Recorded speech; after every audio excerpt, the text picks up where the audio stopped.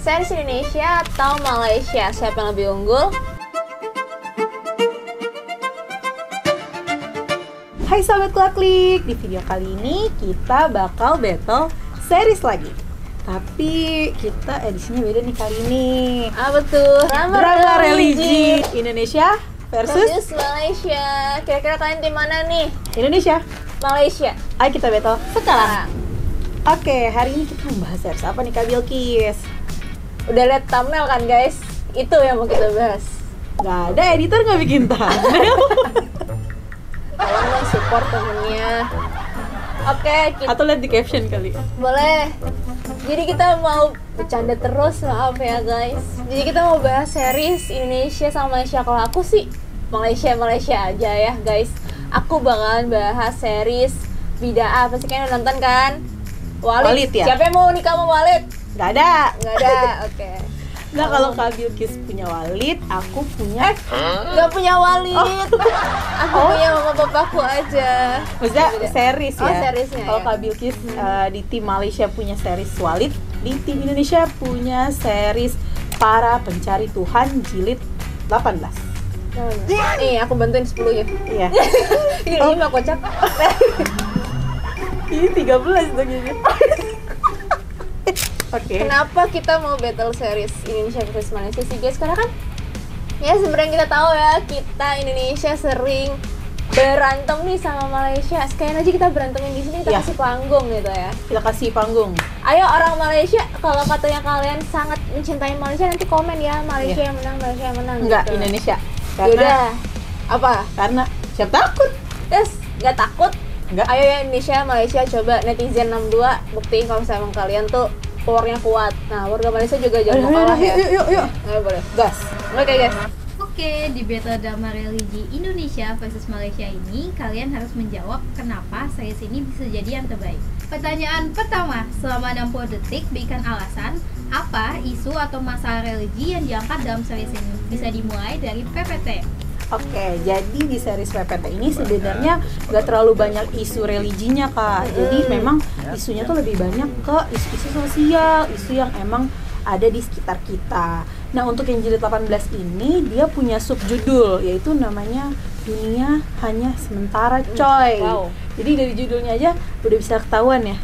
Kalau Berasa dunia tuh, udah religi banget ya, Bu. dunia tuh cuma sementara. Apa yang kita punya di dunia itu cuma sementara, cuma dititipin doang gitu. Contohnya gaji kita Gaji. sementara masuk, sementara keluar Keluar nanti lagi. masuk lagi gitu. Emang gak ada yang abadi ya? Gak ada yang mati.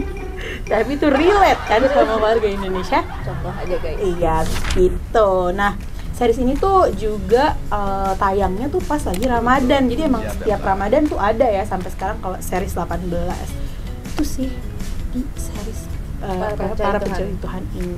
Oke, lanjut. Apa isu atau masalah religi yang diangkat dalam series Bidah? Dimulai dari sekarang. Oke, kalau isu religi di Bidah ini cukup berat ya. Cukup berat karena ini tuh sebuah pemberontakan terhadap pemimpin aliran sesat guys. Jadi ada satu perempuan yaitu namanya Baiduri Ibu masih lagi nak bertahankan Tok Guru ibu yang sesat tu ke? yang dipaksa masuk ke salah satu aliran beragama Islam pastinya oleh ibundanya sendiri gitu. Ibunya juga. Awalnya ibunya dulu yang masuk ini aliran. Kaget. Ibunya dulu masuk ke aliran ini dan dia ngerasa kayak ya Allah, di aliran ini sangat diridhoi Tuhan gitu. Yang Allah gini. Oh ya maaf. Ya Allah. Maaf, sangat diridhoi Tuhan. Jadi kayak ibu yang ngajak Baiduri, ayo ikut ibu untuk masuk ke aliran ini juga. Dan akhirnya si Baiduri ini karena dia tuh anak baik-baik ya, jadi dia tuh nurut sama ibunya. Masuklah ke aliran ini. Awalnya dia ngerasa kayak, oh iya bagus lah alirannya, tapi lama-lama dia ngerasa kok ada banyak sekali ajaran atau hal-hal yang sangat menentang sama hukum-hukum Islam. Menyimpang gitu ya. Menyimpang banget nih dari si pemimpin aliran ini. Ternyata ini adalah aliran sesat. Jadi si Baiduri ini ngerasa kayak pemimpin di aliran ini tuh namanya si Walid guys. Nah, Walid ini itu salah satu orang yang mungkin penuh kontrol dan suka memanfaatkan agama untuk hal-hal yang menyimpang. Nah, kalau Baiduri ini lebih ke kayak akal sehat dan dia tuh punya prinsip sendiri. Kalau misalnya hukum Islam tuh nggak kayak gini loh, jadi memberontak deh si Baiduri. Gitu. Oke, selanjutnya dalam waktu maksimal 5 menit sebutkan dan jelaskan 3 konflik utama di masing-masing series. Dimulai dari Bidah. Oke, yang pertama adalah penyimpangan agama ya. Jadi ada satu pemimpin agama ini namanya adalah Walid. dia itu suka bikin ajaran-ajaran tersendiri. Kalau misalnya ajaran ini tuh kayak sebenarnya nggak di hukum Islam tuh nggak seperti itu loh, tapi dia membuat itu sendiri agar orang-orang tuh kayak ngerasa segan gitu sama dia. Nah, yang kedua adalah adanya paksaan pernikahan secara paksa, perkawinan malah secara paksa. Jadi di Walid ini tuh dia ngerasa kayak dia bilang sama beberapa perempuan-perempuan di alirannya kalau misalnya nikah tuh kalau kita secara sah di penghulu gitu ya, semuanya ada dalam Al-Quran seperti itu. Tapi kalau misalnya Walid tuh ada yang namanya nikah batin. Jadi kita nikahnya tidak ada yang namanya Gak ada sah, nggak ada gitu ya. penghulunya, nggak ada saksinya. walinya, nggak ada. Jadi menurut dia kayak pokoknya kita udah nikah batin, jadi dia bisa melakukan hubungan seksual. Padahal itu adalah salah satu bentuk kekerasan dan pelecehan seksual, tapi dibalut dengan spiritual agama, guys. Itu sangat serem banget ya. Ngeri. Iya. Yang ketiga adalah si Walid ini, pemimpin aliran sesat ini ngerasa kayak bukan ngerasa ya, dia tuh selalu bilang sama pengikut-pengikutnya kalau misalnya gue tuh orang yang dipilih sama Tuhan loh, gue tuh mendapatkan wahyu secara langsung gitu, jadi kalian harus nurut sama aku gitu. Jadi si Walid itu udah aki-aki pengen nikah mulu ya, ada nafsu mulu ya, karena dia udah punya 4 istri, dan dia tuh bisa nikah batin sama banyak perempuan di alirannya gitu. Dia merasa kayak gue dapet wahyu dari Tuhan, jadi kalian tuh harus nurut sama gue gitu. Oke, lanjut dengan PPT, para pencari Tuhan, dimulai dari sekarang. Jadi konflik yang ada di para pencari Tuhan ini kan tadi aku udah bilang ya, lebih banyak tuh konflik-konflik di isu-isu sosial gitu. Yang pertama adalah pengangguran. Jadi di series ini tuh memang yang jilid 18 ini tuh emang tentang pengangguran. Dia ada sekelompok teman itu bertiga, ada Bumi, ada Mentari, sama ada Awan. Nah mereka tuh bertiga pengangguran. Si Awan ini tuh emang udah apply kemana-mana tapi emang nggak diterima-terima. Jadi emang banyak banget perusahaan yang dia udah masukin dan dia tolakin. Dan itu juga berkaitan sama isu yang ada di Indonesia saat ini. Betul. Gitu. Nah yang kedua adalah tentang percintaan. Jadi cinta segitiga. Okay. Musik. Lanjut. Jadi tentang cinta segitiga, di mana tadi kan mereka bertiga ya, terus dia menambah 2 orang lagi, yaitu Pratiwi dan satu laginya tuh Agam. Si Pratiwi ini tuh dia aktivis gitu, dia cewek-cewek yang vokal akan sesuatu. Nah itu dia vokal juga tuh sama tadi pengangguran. Nah karena vokal dan cantik banget nih si Pratiwi itu disukain sama Bumi dan Awan. Kamu tahu ya? Iya, sama nyimak Pak. Oke. Jadi si Awan juga sama Bumi. Jadi ya kan cinta segitiga gitu. Tapi si Pratiwi itu dia nggak nerima keduanya dan memilih untuk memikirkan masa depan. Gimana nih para mahasiswa yang belum punya pekerjaan gitu. Yeah. Nah yang ketiga tuh ada tentang pencurian. Jadi di series ini tuh ada satu karakter yang namanya Udin. Udin tuh yang pertama namanya. Lanjut aja yuk. Nyanyi mulu kira. Jadi si Udin itu kalau kalian nonton series ini, dia tuh emang nyebelin banget guys. Beneran, sumpah itu nyebelin banget. Tapi kalau misalnya nggak ada dia, kayaknya series ini hambar sih. Udin. Lanjut. Nah, dia karena kebutuhan ekonomi gitu kan, si istrinya tuh mendesak untuk minta duit gitu. Karena dia juga nggak punya pekerjaan, akhirnya dia memberanikan diri untuk jadi kriminal. Itu dia ambil uang sahabatnya sendiri. Emang kadang nyolong tuh sama yang terdekat dulu. Sama yang terdekat dulu, nyoba dulu tester. Kalau berhasil baru ke orang lain. Nggak boleh tiru. No. Oke. Lanjut. Ceritakan 3 alasan kenapa series para pencari Tuhan ini bisa viral.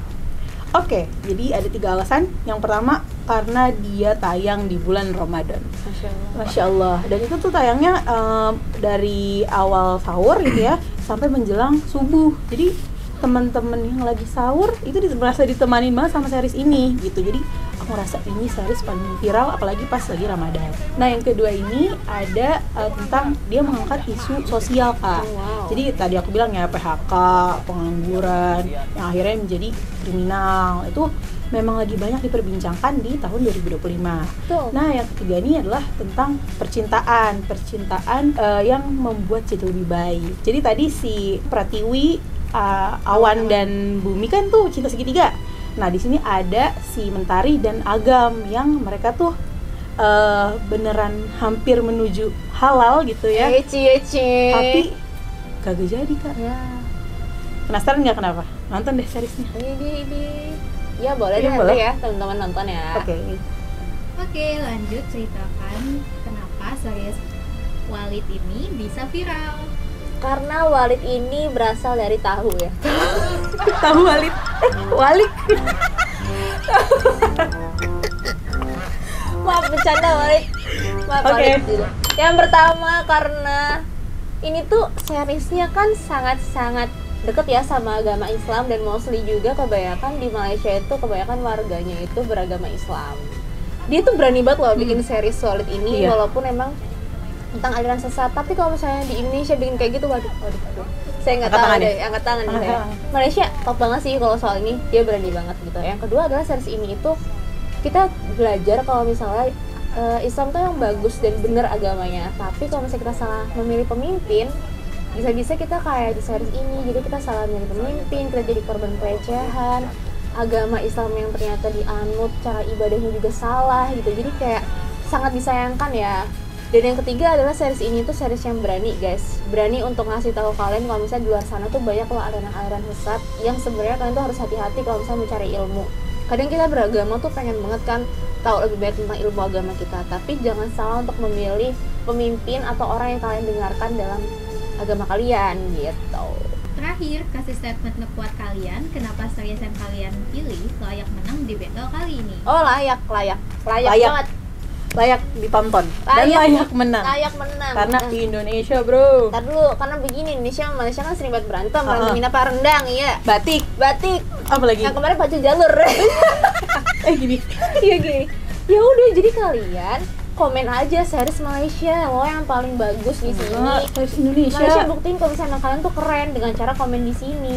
Di sini, di video ini. Di video ini, tim Malaysia. Nah, itu dia tadi series dari Bida dan Para Pencari Tuhan Jilid 18. Ada nggak sih novel yang ceritanya mirip-mirip sama yang kita bahas kali ini, Kak? ada dong, kan bisa baca novel yang judulnya Tipu Muslihat Suami Jahat di Kraklik. Karena ini tuh sebenarnya lebih relate ke si Walid ini ya tadi, karena dia suami yang banyak nipu istri-istrinya, banyak kata-kata manis, padahal dia tuh nggak sebaik itu. Jadi itulah tipu muslihat suami yang jahat. Mirip banget nih sama si novel ini, jadi kan baca aja di Kraklik gratis. Nah, kalau misalnya di Para Pencari Tuhan itu ada Terjebak Cinta Lama, Kak. Itu sebenarnya lebih selaras sama yang tadi Cinta Segitiga. Jadi itu juga menceritakan tentang cinta segitiga antara Axel, Kania, dan Vino gitu. Cinta-cintaan mulu, Iya, cinta segitiga. kerja Udah. cintamu. Nah, menurut kalian siapa nih yang menang? Tim Malaysia atau Tim tim Indonesia. Malaysia? Buktiin. Indonesia. Komen lah Komen di video di ini. sini nih. Oke. Jadi jangan lupa like Komen. dan subscribe supaya nggak ketinggalan sama video-video terbaru di sini. Yeay. Thank you all udah nonton. Bye bye. Dah.